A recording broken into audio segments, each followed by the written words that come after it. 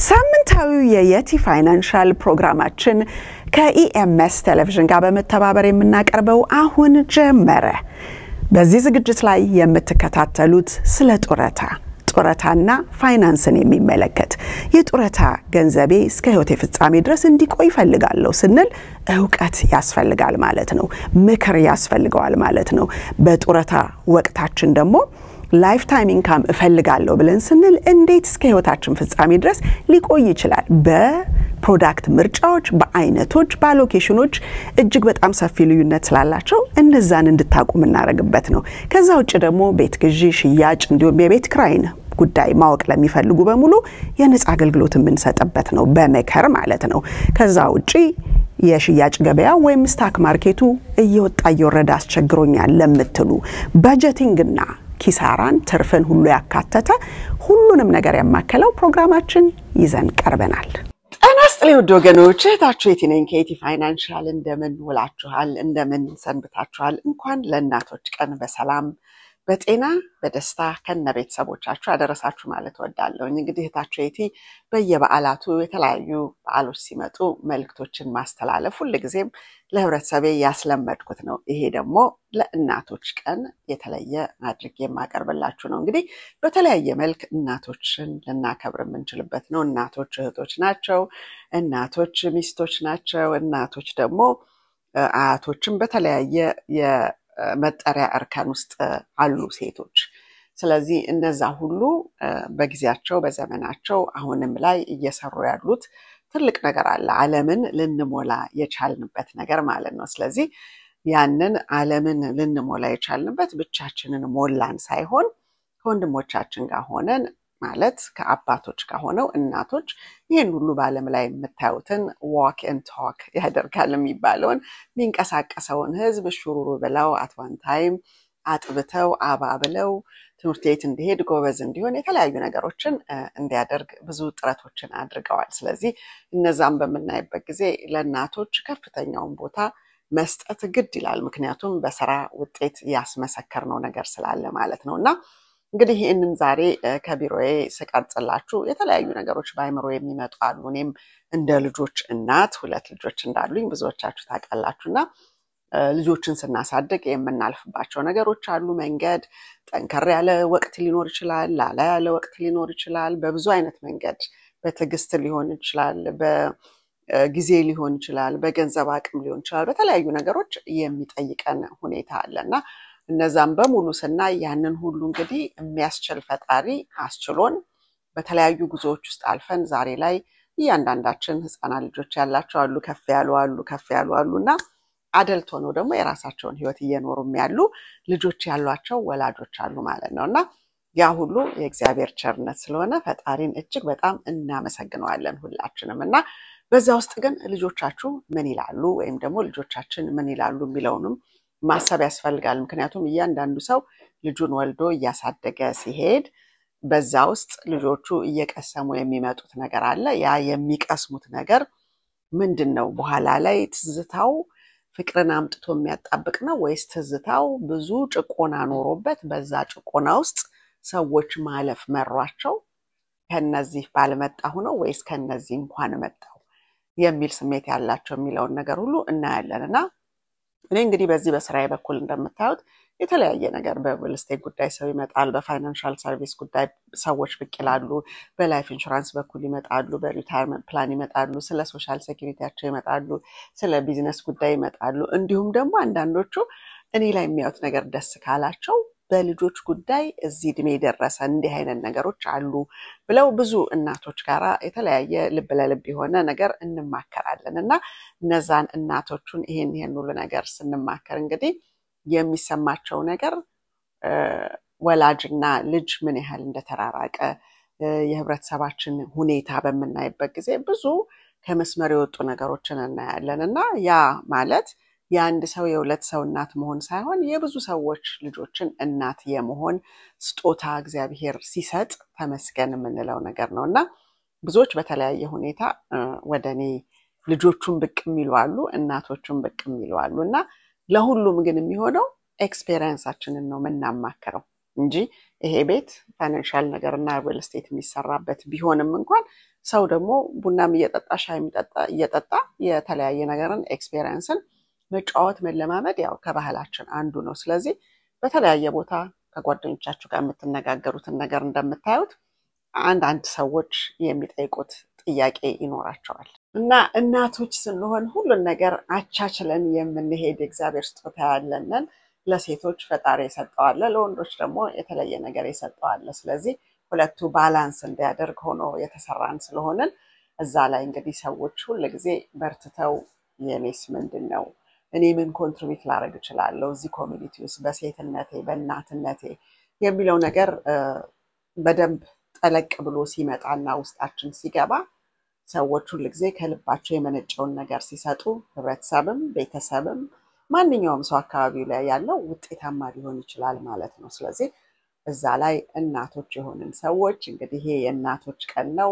እጅግ በጣም እናቶች በመናልፍበት ነገር በተፈጥሯዊም ይሁን በሰውም ይሁን በህይወት ጉዞ ውስጥም ይሁን አክብሮት የሚገባን ስለሆነ ሰዎች ተገደው ሳይሆን የሚያከብሩት ቫልዩ በውስጣቸው እንዴት ወላጆች ለፍተው ደክመው እንዳሳደጉን የምናይበት ሁኔታ ነው ብዬ ነው የማስበው። ስለዚህ እነዛን ሁኔታዎች እያሰባችሁ ወደ ልባችሁ እያመጣችሁ በአካባቢያችሁ ላይ የምታዩዋቸውን እናቶች፣ እህቶች፣ አያቶች የተለያየ እርከን ላይ ያሉትን ሴቶች እንኳን ለዚህ ለእናቶች ቀን ለተከበረው ትልቁ ናሽናል ሆሊዴይ አደረሳችሁ ብላችሁ ሰዎችን በዛ ሁኔታ ላይ እንድታመሰግኗቸው ወይም ደግሞ መልካም ምኞታችሁን እንድትገልጹላቸው አደራ ማለት እወዳለሁ። እንግዲህ እህታችሁ ኤቲ በዚህ ቴሌቪዥን ላይ በየሳምንቱ ይዤ የምቀርበው የተለያየ ሰብዕናችን የሞራል ቫልዩአችን ቦታው ላይ ያለ ሰዎች ሆነን አንዱ ከአንዱ ጋር እየተረዳዳ እየተጠቃቀመ የሚሄድበት እንጂ አንዱ አንዱን የሚጎዳበት እንዳይሆን በተለያዩ ሁኔታዎች ላይ የማያቸውን እዚህ ቢሮአችን መጥተው እንባቸውን ጠብ አድርገው የሚሄዱ የተጎዱ ሰዎችን የእነሱ ኬዝ ለሌላው ሰው ማስተማሪያ እንዲሆን በቀጣይነት እንግዲህ ላለፉት ቢያንስ 10 ዓመት ዩቲዩብ ላይ የተለያዩ ቪዲዮዎችን ስዘረጋና ሳቀርብ ለህብረተሰቡ በስጦታ እነዛ በጠቅላላ ያለምንም ውዝግብ ሰምታችኋቸው እያመሳከራችሁ ራሳችሁና ቤተሰቦቻችሁን ልጠብቁባቸው የምትችሏቸውን የተለያዩ በሪል ስቴት እና በፋይናንሻል ሰርቪስ ኢንዱስትሪ ውስጥ ያሉትን ሁኔታዎች ከዕለት ወደ ዕለት የተለያዩ አዳዲስ ነገሮች ሲመጡ በኢንዱስትሪ ውስጥ እነዛን በማቅረብ ነው። እንግዲህ አሁን ላይም ደግሞ ብዙዎች የተለያየ በፍቃደኝነት ጡረታ የሚወጡ ወይም በተለያየ ሁኔታ ስራቸውን ለቀው የሚሄዱ ሰዎች አሉ። ከአንደኛው ጋር ያለውን ገንዘባችሁን ለቀህ ሌላ ቦታ ይዘው ሂድ ወይም እዚህ ጋር አድርገው ይሄን አድርገው ሲባል ሁሉ ጊዜ በተለያዩ ፕሮዳክቶች ውስጥ የምናየው ምን አይነት ሪተርን ልናገኝበት እንችላለን፣ ምን አይነት ደግሞ ኢንካም ሊሰጠን ይችላል። በጡረታ እድሜ ክልል ውስጥ ያላችሁ ሰዎች ለምሳሌ ጡረታዬ ምን ያህል ሊሆን ይችላል ብላችሁ ስትሉ በተዋረድ ከካምፓኒ የተለያየ ስለሆነ ፔይአውት ፐርሰንቴጁ በጣም ልዩነቱን ታያላችሁና በዛ ሁኔታ ላይ መጠቀማችሁን ወይም ደግሞ እናንተንና ቤተሰባችሁን ሊደግፍ እስከመቻሉን እስከምታረጋግጡ ድረስ ማንኛውም ተጠቃሚ ሾፕ አራውንድ የማድረግ የማየት የማመዛዘን መብት ሙሉ መብት ስላለው ፋይናንሻል ሰርቪስ ኢንዱስትሪውም ደግሞ ሙያተኛ ነኝ የሚል ሰው ያለምንም ኮምፐንሴሽን እነዚህን ነገሮች ማስረዳት የላይፍ ኢንሹራንስ ፕሮዳክት የሆኑ ነገሮች ምንም አይነት ኮምፐንሴሽን የሚጠይቁ ነገሮች አይደሉም። ሌላ ተጨማሪ ነገር ካለ ሌላ ነገር ነው። ፕላነሮች ሆነው ቫሪያብል ፕሮዳክቶችን የት አሴት እንደሚገዙላችሁ ከሆነ እሱ ሌላ ጉዳይ ነው። ግን በላይፍ ኢንሹራንስ ስር ያለ ፕሮዳክት ጋራንቲድ የሆነ ኢንካም ምን ያህል ሊሰጥኝ ይችላል ብላችሁ እያማረጣችሁ እየጠየቃችሁ ከአንዱ ካምፓኒ ሌላው ካምፓኒ ለምን የተለያየ ጋራንቲድ ኢንካም ፕራይስ ማለት ቫልዩ ለምን ተለያየ የሚሰጠኝ ደሞዜ ለምን ተለያየ ብላችሁ መቼም ማንም ሰው ከፍ ያለ ደሞዝ መከፈል ስለሆነ የሚፈልገው ከፍ ያለውን መምረጥ የምትችሉት ሾፕ አራውንድ እያደረጋችሁ ስትመርጡ ነው እንጂ አኑቲ ይሄን ያደርግልሃል፣ ላይፍ ኢንሹራንስ ይሄን ያደርግልሃል፣ እዚህ ጋር ብትገባ ሰማይን ትጨብጣለህ። በዚህ ሳምንት ራሱ በጣም ዘግናኝ የሆነ መንግስት ቸግሮታልና የእናንተን 401k ነው እየተጠቀመ ያለውና ቶሎ አሽሺ ተብዬ ነው ብላ አንዷ ያመጣችው ምሳሌ በጣም የሚያስደነግጥ ነውና ያን ያህል ኢንፎርሜሽን የሌለው ሰው መሆናችሁ ታውቆ ሪሊ ሰው እንደዚህ ሊጫወትባችሁ የሚችል ከሆነ በጣም ከባድ ሁኔታ ላይ ልትወድቁ ትችላላችሁ። ስለዚህ ምንም ይሁን ምንም መስመሩ እዚህ ድረስ ነው ብላችሁ ባውንድሪ ላይ ናችሁ የታወቀ ሰዎች ሆናችሁ የምትፈልጉትን ነገር በየትኛውም አቅጣጫ በላይፍ ኢንሹራንስ ይሁን በአኑዊቲ ይሁን በተለያዩ አሴቶች ይሁን ፐርፎርማንሱን እያያችሁ በውስጡ ያሉትን ጥቅምና ጉዳት እየተረዳችሁ የምታደርጉት ነገር ነው። ከዛ ውጪ ላይፍ ኢንሹራንስ በፍርሃት የገዙ ሰዎች የብዙ ሰዎች አሰቃቂ የሆነ ኢንፎርሜሽን እና የተለያዩ ፎልደሮችን አገላብጠን ነበር። በምንም አይነት ሰዎች ፋይናንሻል ፕሮዳክቶችን በፍርሃት የሚይዟቸው አይደሉም። ሞት እንደ ሰው ልጅ ተሸክመነው የምንሄደው ነው። በየደቂቃው በየቀኑና ፈጣሪ ነው የሚያውቀው መቼ እንደሆነ የምንጠራው። ግን ያም መሆኑን እያመንን እንደገና ልትሞት ነው ልትነሳ ነው ተብላችሁ ስለተባላችሁ ብቻ የምታደርጓቸው አንዳንድ ነገሮች ቆይታችሁ ኮማ ውስጥ እንዳለ ሰው ገለጥ ስታረጉት የሚያስደነግጥ ነገር የሚያጋጥማቸው ሰዎች አሉ። ያ እንግዲህ ካለማስተዋል የሚመጣ ችግር ነውና ማስተዋል በሚኖረን ጊዜ ግን ማንም ሰው ሲያሳይ ከምስጋና ጋር ኢሉስትሬሽን የሚባለውን 20 እና 30 ገጽ የያዘውን ዶክመንት ተቀብላችሁ ጎን ለጎን አድርጋችሁ የትም ሄዳችሁ ከምትጠይቁት ጋራ ስታዩት የዛኔ ልዩነቱን በደንብ ትለዩታላችሁ። በልዩነት ላይ ማንሳት ስትጀምሩ ደግሞ የምትጠብቁት ምን እንደሆነ ታውቃላችሁ ማለት ነው። አሁን ግን ፍየል ወዲህ ቅዝምዝም ወዲያ ሆኖ ህብረተሰባችን ይታያል። በአይምሮ ውስጥ ብሬን ዋሽ ተደርጎ የተሞላው ነገር በቀላሉ ታገኘዋለህ። ስንጥር እንኳን ብትጭር ያችን የደማችውን ቦታ ሳይተ ሚሊዮን ይዘንብልሃል የሚባል ነውና ላይፍ ኢንሹራንስ ለእንደነዚህ አይነት ማይነር ነገሮች የሚሆን ነገር አይደለም። አንዳንዱ ደግሞ ጎፈንድሚ ከሚለመንል ለምን ላይፍ ኢንሹራንስ አትገባም ተብያለ ይላል። ሁለቱ በጣም የተለያዩ ነገሮች ናቸው።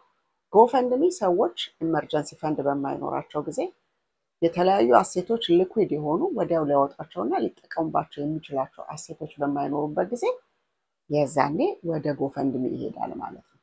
ላይፍ ኢንሹራንስ ስላለው ጎፈንድሚን ያስቆማል ማለት አይደለም። ላይፍ ኢንሹራንስ አገልግሎቱ የተለየ ነው። ላይፍ ኢንሹራንስ በዚህ ሳምንት ራሷን ባለፈው ሳምንት የመጡ አንድ አሜሪካዊ ነበሩ። ባለቤት ያርፋለችና ፕሮሰስ ላረግነው ወረቀቱን አሉ። እሷ ያረፈችው ፌብሩዋሪ ነው። ስለዚህ ሰዎች ጉዳያቸውን ፈጽሞ መቃብሩን ኤኒቲንግ የሚያደርጉትን በቀብሩ ጉዳይ ከዛ በኋላ ወደ ህይወት ኑሮ ማስኬጃው ከሷ የሚመጣው እና የኔ ተቀላቅሎ አንድ ላይ የለመድኩትን እንድቀጥል ተታልኝ ሄደችው ምንድነው የሚለውን ነገር ነው የሚያዩት እና ያንን ለማስተካከል ነው የመጡት። ስለዚህ ላይፍ ኢንሹራንስ በህይወታችን እያለን ስንታመም ክሌም አድርገን በተባለው መሰረት ከሆነ የምንወስድበት ነው። በቅርብ ጊዜ ለምሳሌ አንድ እህታችንን የዛሬ 2-3 ሳምንት በዚሁ ቴሌቪዥን ፕሮግራም አምጥቼላችኋለሁ።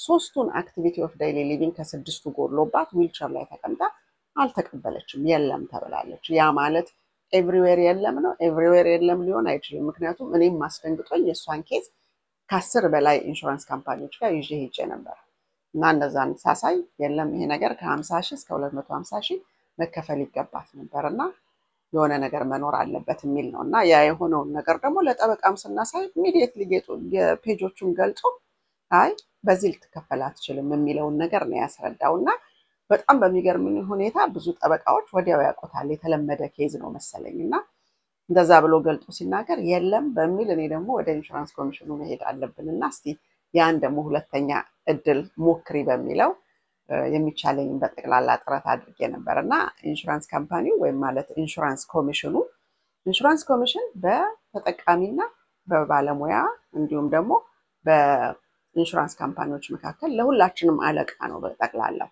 እና ለህዝብ የሚወግንና የህዝብን መብት የሚያስጠብቅ ነው ኢንሹራንስ ኮሚሽን። ስለዚህ ያንን መብት ለማስጠበቅ ጠበቅ ያሉ ጥያቄዎችን ቢጠይቅም ግን የቀረበለት ፎርሙላ 0 በ0 አጣፍቶ ምንም የማታገኙበትን እያየች እንደፈረመች የሚያሳይ ነው። ስለዚህ የምትፈርሙት የምታዩት የምታነቡት ነገር ነገ ላይ ባለድል ሊያረጋችሁ ነው የሚችለው ወይስ ኪሳራ ውስጥ ነው የሚጨምራችሁ የሚለውን ነገር በደንብ ማስተዋል ያስፈልጋልና በዛ ላይ ራሳችሁን ጠብቁ ማለት ወዳለው እህታችሁ የቲ ነኝ ከየቲ ፋይናንሻል እንዲሁም ከሪማክስ አሊጀንስ እና በጠቅላላው እግዚአብሔር ለህብረተሰባችን ልቦና ይስጥ ማለት እንወዳለን። እናቶች እንግዲህ የተሰጠንን ኃላፊነት ማግባቡ እንድንወጣ የፈጠረን አምላክ ይርዳን ማለት ወዳለሁ።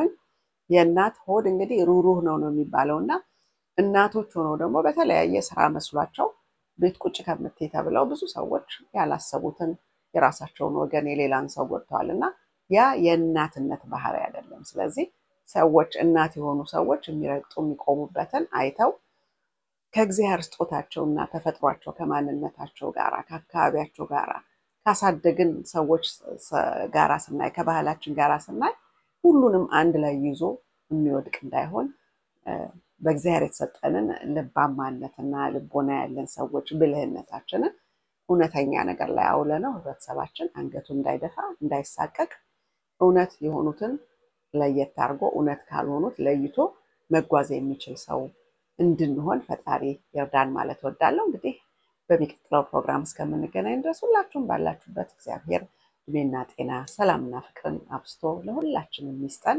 ማስተዋልን ደግሞ ለህብረተሰባችን አብስቶ ይስጥ ማለት ወዳለሁ። በሚቀጥለው እስከምንገናኝ እንግዲህ መልካም ጊዜ ይሁንላችሁ በያላችሁበት። ደህና ሁኑ።